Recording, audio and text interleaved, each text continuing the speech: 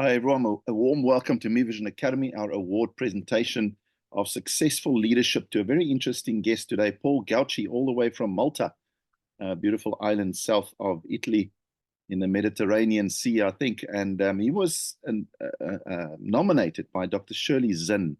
We're so grateful for that. She's known him for years, and she nominated him. He is a leader of the Bank of Valletta Training Center, or he was for 13 years, very successfully. He's a recipient of the Training Leadership Award at the World HR Congress, and so much more, but certainly a successful leader and passionate about developing future successful leaders. So, Paul, welcome. Thank you. Thank you indeed. It's an honor.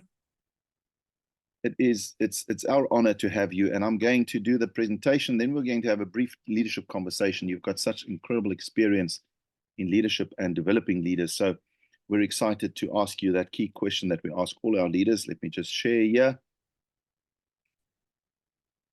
And this is the actual recognition, an exclusive recognition of successful leadership awarded to Paul Gauci, at least for the following elements: leading the Bank of Valletta Training Center successfully for over 13 years, positively impacting broader society as a chartered training practitioner and lecturer in management education for over 25 years, demonstrating remarkable vision, values, and resilience in your personal and professional life. And something we feel passionate about is being committed to inspiring and developing future leaders. And for me, it's always a privilege to sign, on behalf of Me Vision Academy, a journey to best self.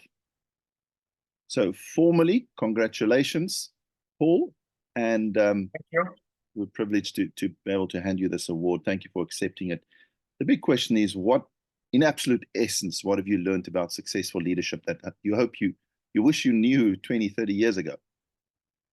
Okay, what I've learned about successful leadership in my journey of facilitating learning and development programs over the course of a career which spans around 30 years, easily 30 years, delivering training programs. Let's not call them training. Let's call them developmental programs for people aspiring to, make the leap from managers to leaders.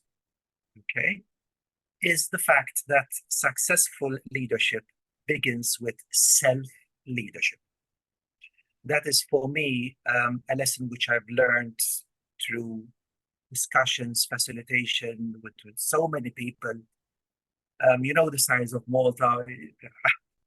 You probably have trained more than 50% of the managers in Malta, whether at the bank or outside the bank. I'm a freelance training consultant today, so I do work in all sectors, in all industries, developing supervisors, managers, team leaders, to help them make the transition from management to leadership.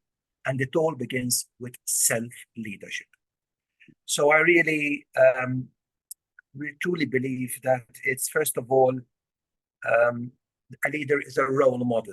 So if a leader cannot demonstrate self-motivation, how can he motivate others?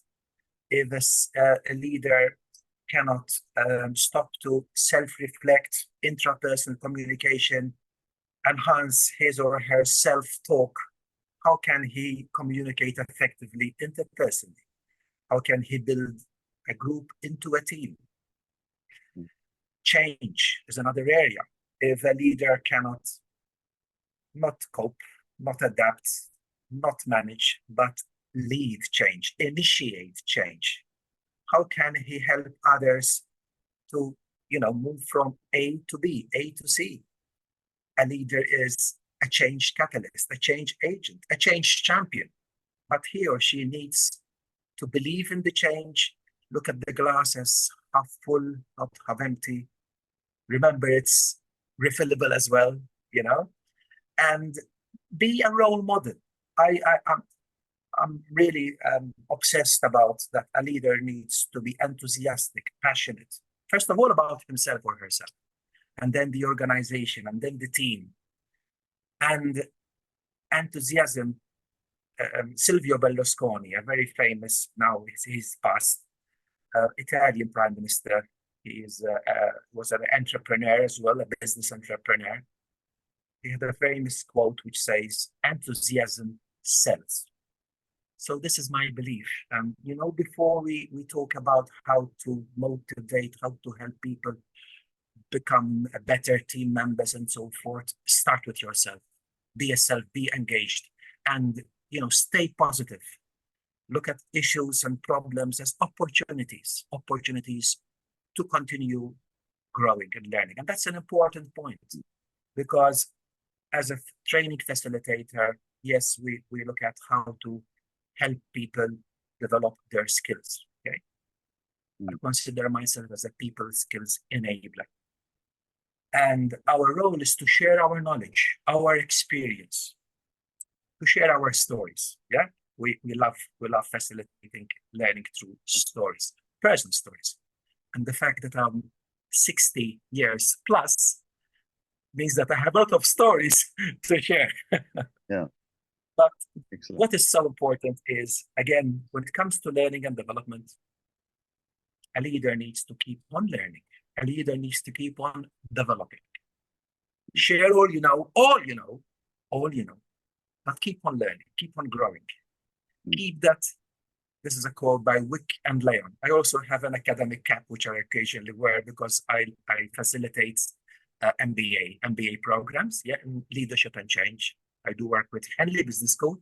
They're also in South Africa, Henley Business School, UK. And the point is exactly that. You share the learning, but you keep on growing. You keep on keeping the Japanese philosophy of Kaizen, continuous improvement, continuous development. Keep on growing, keep on developing.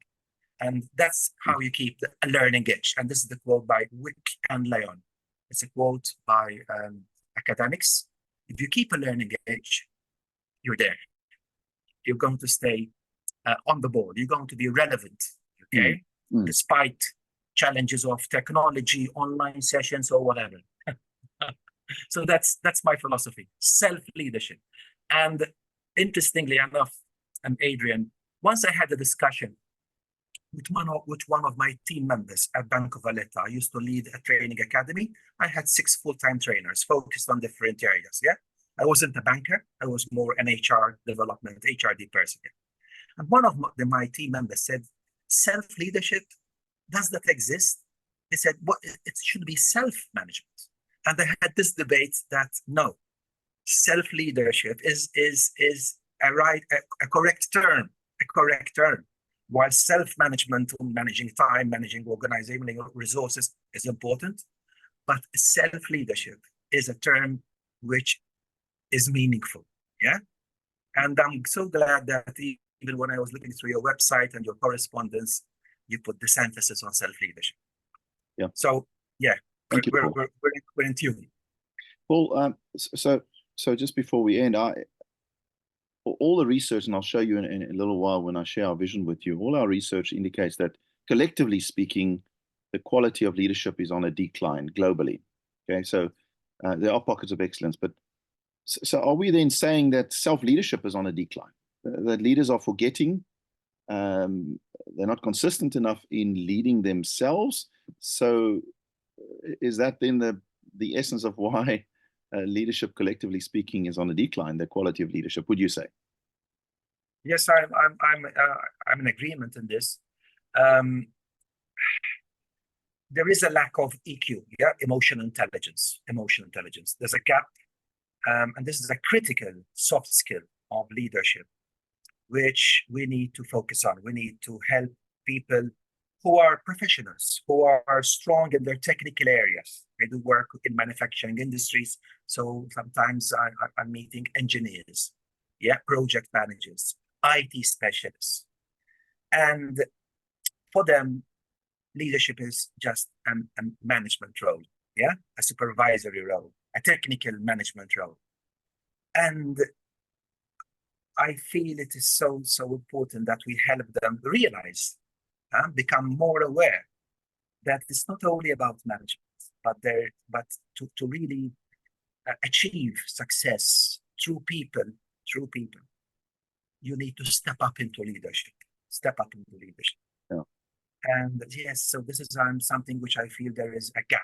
Yeah, a gap which we as learning and development and HR facilitators, we need to help people realize, become aware, and then take ownership. Yeah, take ownership. Because this is not about teaching people, but it's about enabling them to realize, and then, you know, for themselves to take the steps to make that step up, raise the bar from management to leadership. I'm also within a context of global scenarios where we hear of so many leadership failures or leadership stories, unethical leadership, or even worse in organizations, Adrian, toxic leadership. Yeah. You can call it leadership. Yeah. Yeah. That Starts with the self. Starts with the self. Yeah. Thank you, Paul, so much. Thank you for accepting the award. Thank you for doing your part in that part of the world to multiply more successful leaders and to be an example of great leadership